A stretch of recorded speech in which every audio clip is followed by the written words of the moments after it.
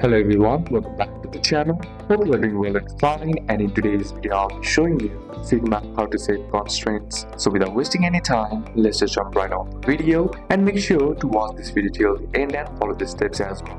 In Figma, constraints are used to control how objects behave when the frame or pattern is resized, which is essential for designing responsive layouts. That next is to set constraints in Figma. To do it, simply head over and open up a browser and search for type in figma.com, and once you enter the home screen of the Figma load, all you gotta do now is select the project that you want to work on. Then once you're inside there, what you need to do is select the object or the layer inside the frame that you want to set constraints for example this button right here. Then once you do that, with the object selected, look at the right hand sidebar and find the constraint sections, which is usually under the layout. Then you have the options like left, which object stays fixed to the left of the frame, and right object stays fixed to the right of the frame, and center object stays centered horizontally, and left and right object stretches horizontally when the frame resizes. You can also set vertical constraints by simply selecting top, which object stays fixed or to the top of the frame, and bottom object stays fixed to the bottom of the frame, and center object stays centered